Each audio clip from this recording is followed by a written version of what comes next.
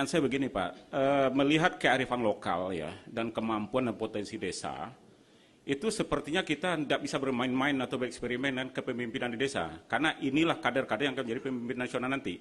Apa yang saya maksud adalah kedekatan kepala desa dengan warga desa itu berbeda dengan caleg misalnya atau kepala daerah. Nah untuk itu menurut saya bisa nggak misalnya undang-undang ini kita beri alternatif, jangan kita hanya mengatakan menyeragamkan tadi. Pak Joy Mansa saya tahu misalnya dari Minangkabau itu ada sistem wali nagari ya. Mereka wali, ahli agama, hebat, berpendidikan dan adat juga paham, jadi bukan sembarang orang itu loh. Nah kenapa kita nggak berikan pilihan-pilihan misalnya, untuk daerah tertentu itu kita beri pilihan bahwa mereka memilih musyawarah atau mufakat. Musyawarah mufakat. Boleh pilihan musyawarah mufakat atau pemilihan.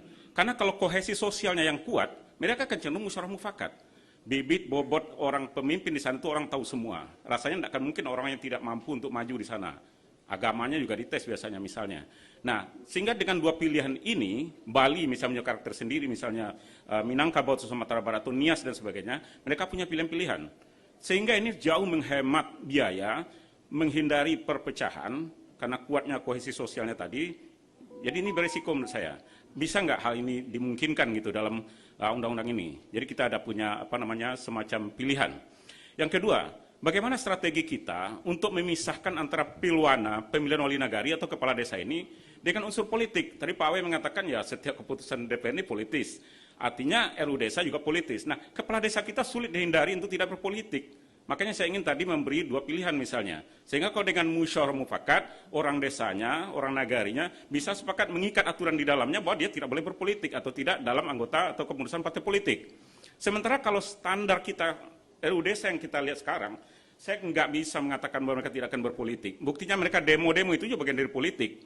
Nah untuk itu menurut saya tolong diberi alternatif. Nah terus yang kedua, saya setuju dengan Pak Jo misalnya, kalau sirkulasi kepemimpinan terlalu lama, ini menghilangkan demokrasi. Karena ada orang bercita-cita ingin jadi kepala desa.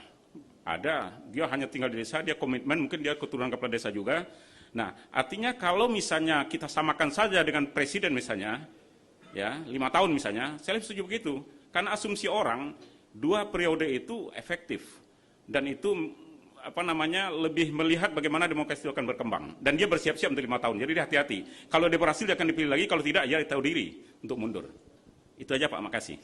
Bagaimana Kang Asep ya dalam cara-cara untuk memilih kepala desa, syarat-syarat dan sebagainya, itu memang nggak muatan undang-undang. Jadi sudah disinggung oleh Mas Awi. Nah itu ada persyaratan sehingga dengan demikian akan tunduk dengan aturan itu. Plus juga sebetulnya, nah ini ada yang kedua nih, bagaimana tradisi yang berlaku di dalam masyarakat. Karena otonomi desa ini kan otonomi asli nih. Jadi negara datang merekognisi, mengakui, ya ini begini tata caranya kami, ya selama ini memilih pemimpin, kami kalau di kampung saya di Sumatera Barat itu bawa kekerabatan adat nagari, ada musyawarah mufakat, nenek mama, alim ulama, cerdik pandai, kemudian pemuda, pemuda kanduang misalnya gitu ya, perempuan. Nah jadi itu yang kurang kita akomodasi. Nah, jadi undang-undang kita cenderung kan seragamisasi, uniformitas. Kayak pilkada juga sama itu. Pilkada itu kan semuanya langsung, semuanya itu berpasangan. Apa iya harus berpasangan semua? Apa iya harus langsung semua? Nggak dipakai, sesudah itu pecah kongsi. Nah, pecah kongsi pula. Itu kalau bahasa kerennya itu, kita kalau pecah kongsi itu kita sama dia sleeping with the enemy namanya. Ya sama musuh kita tidur bareng ya kan, matilah kita ya kan, diracunin.